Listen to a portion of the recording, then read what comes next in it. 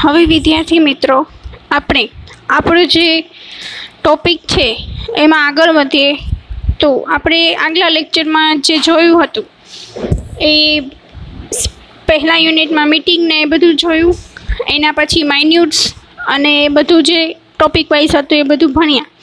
હવે એ માઇન્યુટમાં જ આગળ છે જે કન્ટિન્યુ કરે છે points to be observed during the meeting. એટલે કે જે મીટિંગ થઈ રહી છે એમાં કઈ કઈ બાબતોનું ધ્યાન રાખવું એ પણ જરૂરી છે.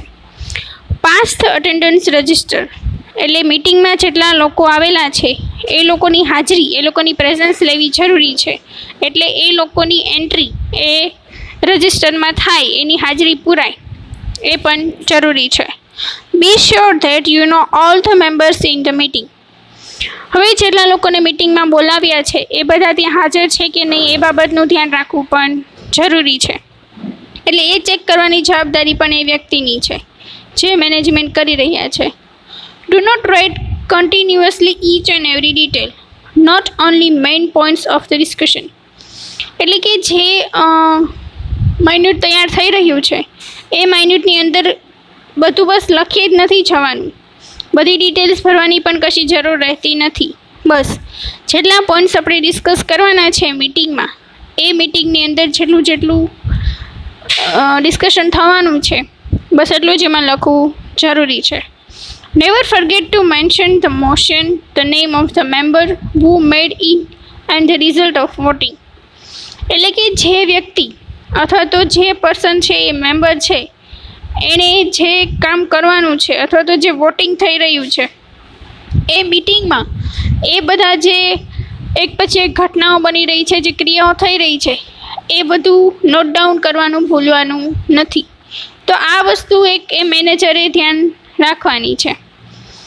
હવે પછીનો પોઈન્ટ છે what to leave out of the minutes. કયા મુદ્દાઓને માઇન્યુટ્સમાં આપણે ઉપયોગમાં લેવાના નથી એ વસ્તુ હવે આગળ જોઈએ. Generally the nature of argument or filling is left out. એટલે કે ઘણા લોકોને નાની નાની વાતમાં આર્ગ્યુમેન્ટ દલીલ કરવાની આદત હોય છે. તો અહીં આ જે બેસ્ટ તમારે મેનેજર બનવું હોય અથવા તો એ બેસ્ટ મિટિંગ આયોજિત કરવી હોય તેમાં આવા બધા પોઈન્ટ્સને રિમૂવ કરવાના છે. એટલે કે એમાં ધ્યાન આપવાનું નથી. આપણો સ્વભાવ એવો નથી બનાવવાનો કે આપણે નાની નાની વાતે દલીલ કરવા માંડીએ. For example, one should write. અહીં ઉદાહરણ આપ્યું છે કે કોઈ એવું લખે the report was table by mister Sudarshan instead of a very well prepared report was table by mister Sudarshan. Or should write the decision was taken at the end that instead of after some heated argument the discussion was taken that. એટલે અહીં આપણે જોઈએ તો આ ઉદાહરણમાં એવું કહ્યું છે કે આ જે મારી જે રિઝ્યુમ છે અથવા તો મારી જે કોઈ મીટિંગની આજે આપણે ફાઇલ બનાવી છે એ ફાઇલમાં જે રિપોર્ટ છે એ મિસ્ટર સુદર્શનના ટેબલ ઉપર મૂકીશ. તો બસ એટલું જ લખવાનું છે. એના બદલે લખીએ કે a very well prepared report was table by mister Sudarshan. તો આ વસ્તુ લખવી એ ખાસ અહીં ધ્યાનમાં રાખવી જરૂરી છે. એટલે કે જેટલું જરૂરી છે બસ એટલું જ એમાં લખવાનું છે, બીજું વધારાની કોઈ માહિતી એમાં લખવાની નથી.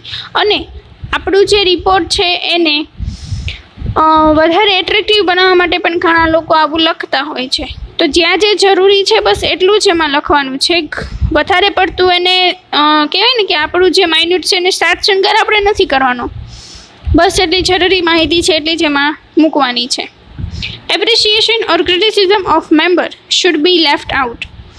એટલે કે વ્યક્તિના વખાણ કરવા અથવા તો કોઈ વ્યક્તિનું કોઈ વિવેચન કરવું, એના ઉપર કોઈ આપણું મંતવ્ય આપવું એ વસ્તુ આમાં ન હોવી જોઈએ. હવે એનું એક્ઝામ્પલ છે Instead of writing, Mr. Roy made a strong argument or Mr. Roy put a silly question. એટલે આ જે છે એવું લખવું એના કરતાં શું બેટર રહેશે? Mr. Roy made an argument and Mr. Roy put a question. એટલે આપણે અહીં સિલી અને સ્ટ્રોંગ એવા શબ્દોનો ઉપયોગ નથી કરવાનો. બસ જે માત્ર એક મુદ્દો બન્યો કે મિસ્ટર રોયે કોઈ આર્ગ્યુમેન્ટ કરી છે, કોઈ દલીલ કરી છે, અથવા તો એ લોકોએ કોઈ સવાલ રજૂ કર્યો છે, તો બસ એટલી જ વસ્તુ આમાં મૂકવાની છે. એટલે કે જે તમે માઇન્યુટ બનાવો છો એમાં ખોટી આવા જે કહેવાય ને કે લોકોને ઉકસાવે શબ્દો મૂકવાના નથી. એટલે આટલી બાબતોનું ધ્યાન રાખવાનું છે અને એટલા પોઈન્ટ્સને આપણે માઇન્યુટ્સમાં લખતી વખતે એ જે યાદી બની રહી છે એ યાદીમાં આપણે લખતી વખતે જે જરૂરી પોઈન્ટ્સ છે એટલા જ એમાં ઉમેરવાના છે, અને જેટલા પોઈન્ટ્સને દૂર કરવાના અહીં મેન્શન કર્યું છે એટલા પોઈન્ટ્સને અહીં આપણે દૂર કરવાના છે. હવે આગળ આપણે જોઈએ તો માઇન્યુટ્સનું એક એક્ઝામ્પલ છે. તો જે માઇન્યુટ્સ તમે બનાવો છો, જે નામની યાદી બનાવો છો, એ યાદીમાં આટલા પોઈન્ટ્સ હોવા જોઈએ. તો અહીં આ એનો ડેમો છે. અહીં આ ડેમો આપેલો છે. પહેલો પોઈન્ટ છે નેમ ઓફ ધ ઓર્ગેનાઇઝેશન, એટલે જે સંસ્થા છે એનું નામ અહીં દર્શાવવાનું છે. એની નીચે કાઉન્સમાં name of the council, board or committee, કઈ સંસ્થા દ્વારા, કઈ શાખા દ્વારા અથવા તો કઈ સમિતિ દ્વારા એ જે માઇન્યુટ્સ છે તૈયાર કરવામાં આવે છે એનું લખવાનું છે. પછી એની નીચે સેજ જમણી બાજુથી ડાબી બાજુથી શરૂ કરીને જે માઇન્યુટ્સને રિલેટેડ ડિટેલ્સ છે લખીને પછી ડેટ દર્શાવવાની છે, સમય અને સ્થળ દર્શાવવાનો છે. પછી જે પ્રેઝન્ટ લોકો છે અને એબસેન્ટ લોકો છે એને નીચેની યાદી તૈયાર કરવાની છે. પછી પ્રોસેડિંગ એટલે કે એ મીટિંગ દરમિયાન છેલ્લી પ્રક્રિયાઓ થવાની છે એ બધું પણ એમાં ઉમેરીશું. તેમાં પહેલો પોઈન્ટ છે meeting was convened at time by the chairperson. હવે જે મુખ્ય વ્યક્તિ છે, જે ચેરપર્સન છે, એના દ્વારા મીટિંગ ક્યારે થવાની છે, કયો સમય છે, એ સમય એમાં પહેલાં મેન્શન કરવાનો છે. Minutes of the previous meeting dates, એટલે કે જે જૂની મીટિંગ થઈ છે એની જે નામની યાદી, એની જે વિગત છે, એ જે આપણે ડિટેલ્સ તૈયાર કરી છે એ અહીં મેન્શન કરવાની છે. સબ કમિટેડ રિપોર્ટ, એટલે કે જે કંઈ પણ બીજા રિપોર્ટ એની સાથે રજૂ કરવાના હોય, કોઈ પોઈન્ટ્સ રજૂ કરવાના હોય, કોઈ સરકારનો કંઈ આદેશ હોય અથવા તો સંસ્થાએ કંઈ નિયમો બનાવ્યા હોય, એ બધું આમાં પાછું એડ કરવાનું છે. એની એક્શન ઓર મોશન પાસ્ટ, કંઈ નવો નિયમ બહાર પાડવામાં આવ્યો છે અથવા તો કોઈ ખરડો પસાર કરવામાં આવ્યો છે, તો એ બધી વસ્તુઓ પણ અહીં મેન્શન કરવાની છે. મીટિંગ એડજર્ન એટ, એટલે મીટિંગ ક્યારે શરૂ થશે એ ટાઈમ પણ લખવાનો છે. Matters to be dealt with in the next meeting, હવે આપણે આગળની જે મીટિંગ થઈ રહી છે એમાં કયા પોઈન્ટ્સને લઈને ડિસ્કશન કરવાનું છે, તો એ બાબત પણ અહીં દર્શાવવી જરૂરી છે. Possible agenda for the next meeting, હવે એના પછી નીચે આવનારી મીટિંગ થવાની છે તો એ મીટિંગમાં કઈ વસ્તુ ડિસ્કસ કરવાની છે અથવા તો જે કંઈ બી માહિતી એમાં ઉમેરવાની છે એની શક્યતાઓ કેટલી રહેલી છે એ પણ આમાં મેન્શન કરવું જરૂરી છે. Assignment that the member have taken on, જે વ્યક્તિએ જે જવાબદારી લીધી છે એના નામની યાદી પણ અહીં દર્શાવવાની છે. અને અંતે આ માઇન્યુટ્સ આપણે કોને સબમિટ કરાવવાનું છે, કોની આગળ મોકલવાનું છે, એ વસ્તુ છેલ્લે અંતે દર્શાવી અને આ માઇન્યુટ્સને આપણે અહીં પૂરું કરી શકીએ છીએ. તો હવે અહીં આગળ આપણે સ્ક્રીન ઉપર જોઈ શકીએ છીએ કે એક માઇન્યુટ્સનો આપણને નમૂનો આપ્યો છે, ઉદાહરણ આપ્યું છે કે જેના આધારે આપણે જોઈ શકીએ છીએ કે માઇન્યુટ્સ કેવું હોય. તો અહીંયા ઉદાહરણ છે ડોલ્ફિન ફાર્માક્યુલેટ્સ લિમિટેડ અહેમદાબાદ. સંસ્થાનું નામ શું છે? ડોલ્ફિન ફાર્માક્યુલેટ્સ. જગ્યાનું નામ છે અહેમદાબાદ સિટી. વિષય છે એનો માઇન્યુટ્સ. જમણી બાજુ તારીખ લખી છે 12 April 2020.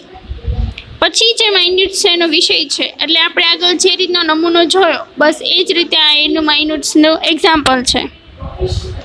The 12th annual general meeting of the shareholders of Dolphin Pharmaceuticals Limited held on Saturday the 1st May 2015 at 4:30 p.m. at Narmad hall Paldi Ahmedabad. હવે એ વેન્યુ એટલે કે સ્થળ છે, એમાં સમય છે, તારીખ છે અને કોને ઉદ્દેશીને છે એટલી વસ્તુ આપણે અહીં પહેલા પેરેગ્રાફમાં લખવાની છે. તો 12મી તારીખે આ જે 12 એપ્રિલે જે માઇન્યુટ છે એ લખાઈ ગઈ છે. તો આ જે શેના માટે છે તો કે એ જનરલ મિટિંગ છે, વાર્ષિક જે જનરલ મિટિંગ થતી હોય બધા શેર હોલ્ડર્સની, એ 12મા ક્રમાંકની આ મિટિંગ છે. અને અહેમદાબાદ પાલડીમાં 4:30 વાગ્યે 1 તારીખ 2015 આ મિટિંગ યોજાવાની છે. પછી એ મિટિંગમાં કયા કયા ડાયરેક્ટર્સ હાજર રહેશે તો પહેલું છે Shri MS Yadav, second number પર છે શ્રી ST પુરોહિત, થર્ડ નંબર પર છે શ્રી PV બંગોરિયા અને ફોર્થ પોઝિશન પર છે શ્રી KG રાઠોડ. તો આ 4 વ્યક્તિ એમાં હાજર રહેવાના છે, એ પણ આપણે અહીં દર્શાવવું જરૂરી છે. પછી ઇન એટેન્ડન્સ એટલે ની હાજરીમાં તો કોણ કોણ છે? શ્રી સુશીલ કુમાર એ સેક્રેટરી છે, શ્રી વિજય દવે એ સોલિસિટર છે. તો આ બંને વ્યક્તિની હાજરીમાં આ મિટિંગ થશે. પછી છે રિપોર્ટ રીડિંગ. તો માઇન્યુટ્સની અંદર એ જે મિટિંગ થશે એ આપણે દર્શાવવું જરૂરી છે. તો મિટિંગમાં કયું કામ થશે તો પહેલું કામ થશે report reading. The secretary read accounts of last year. હવે જે સુશીલ કુમાર છે એ સેક્રેટરી છે, તો એ ગયા વખતનો જેટલો હિસાબ છે એને વાંચશે. Report of director and auditor and inform all the member about the financial positioning of the company.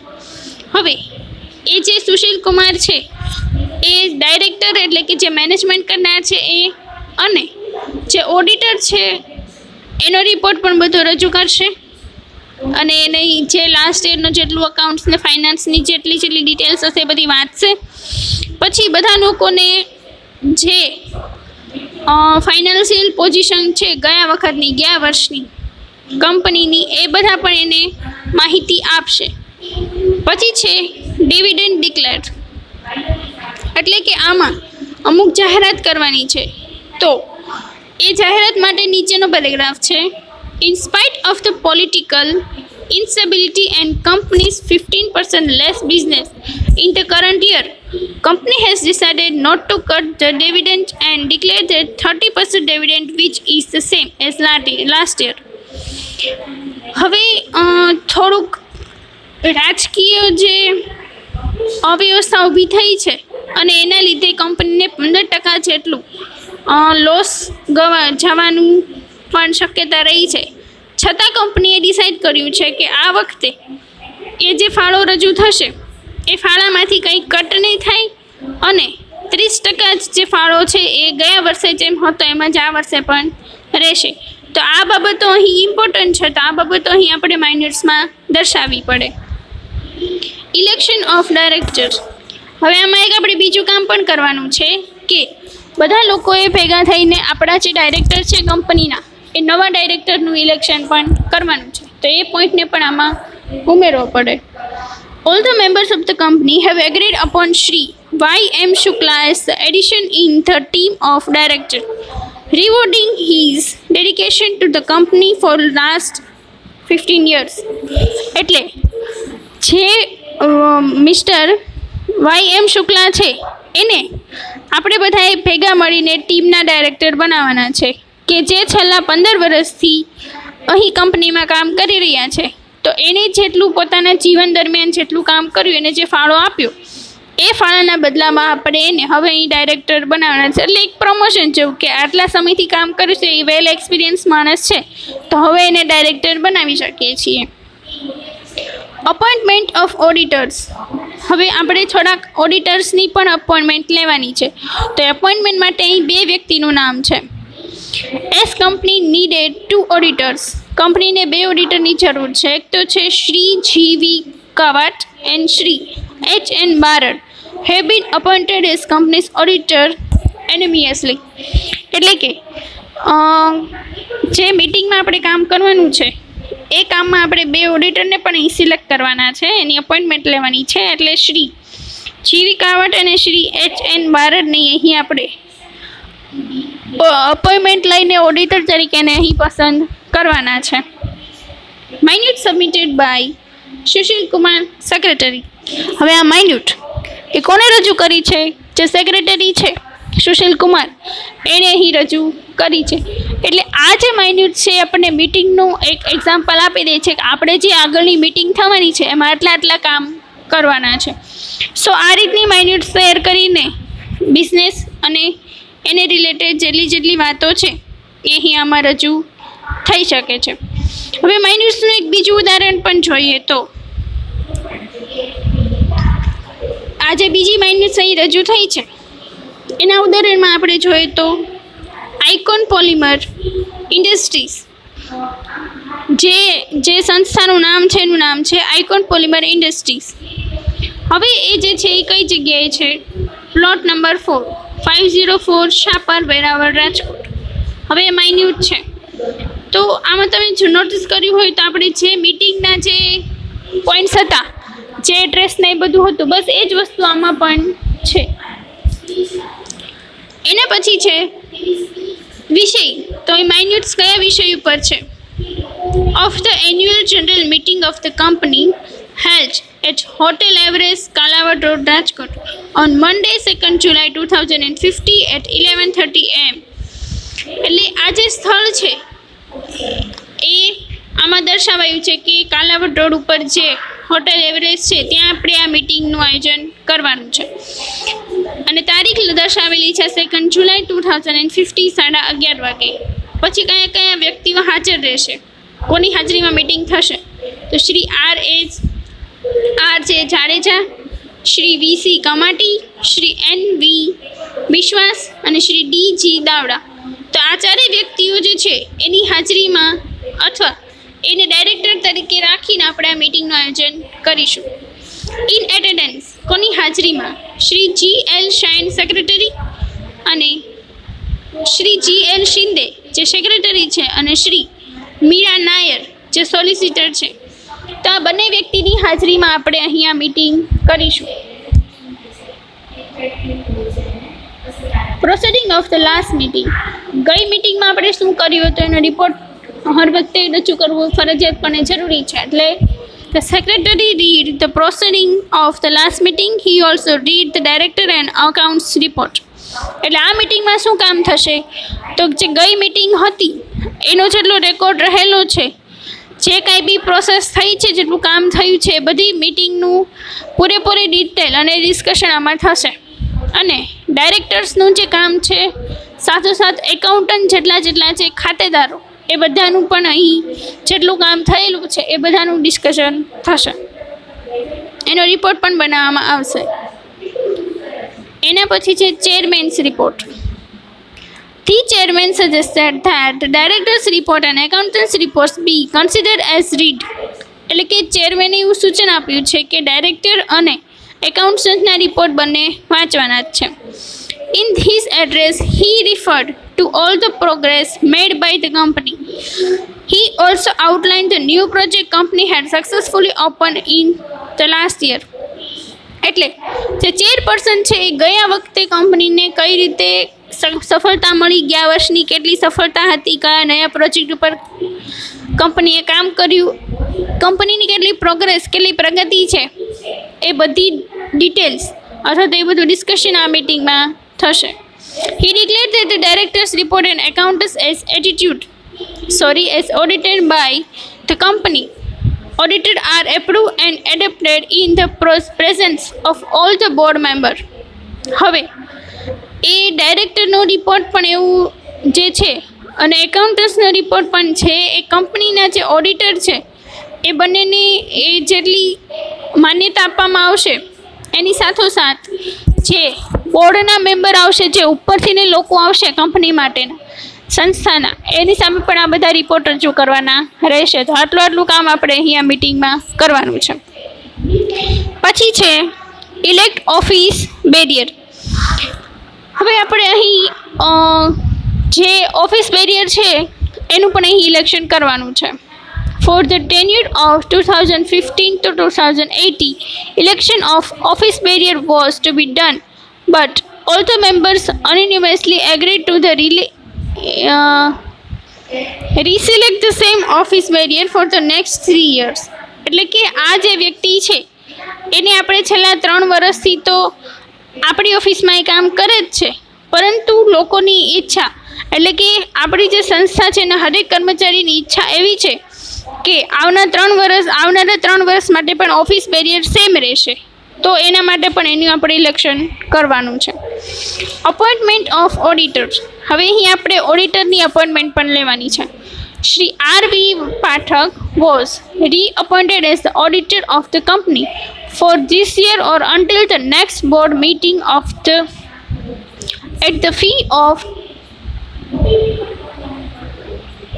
25,000 per month. એટલે કે આપણે અહીં જે છે ઓડિટરની જે મીટિંગ કરવાની છે, ઓડિટર અહીં પહેલેથી છે જ, પરંતુ જે કંપનીના મેમ્બર્સ છે એના જ ઓડિટર ફરીવાર જોઈએ છે. એટલે એની રીસિલેક્શન કરી, રીઅપોઇન્ટમેન્ટ કરી અને આપણે એનું અહીં સિલેક્શન કરવાનું છે.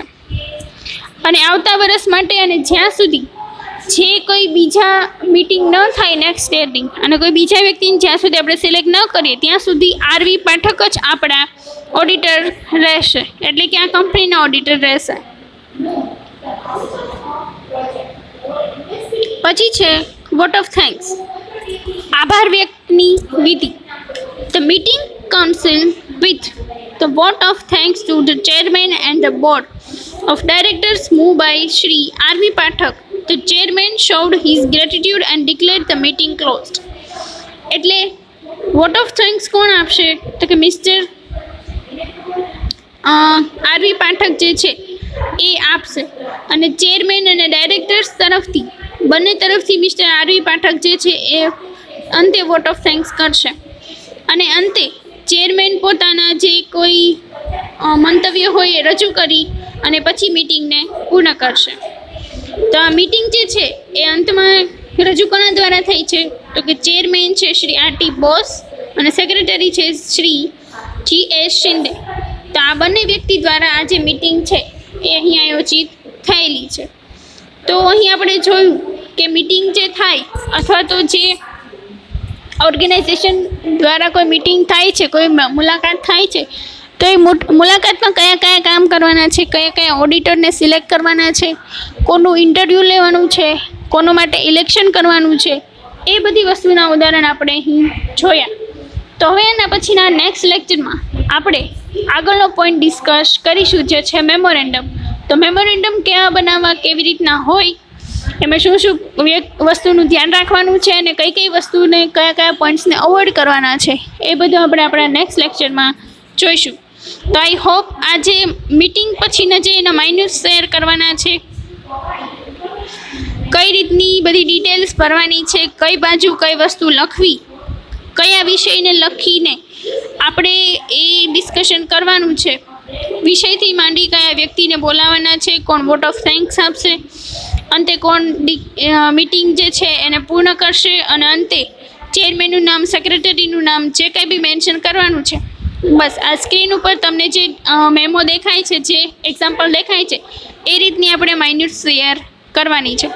તો આપણા નેક્સ્ટ લેક્ચરમાં આપણે મેમોરેન્ડમની સાથે મળીશું.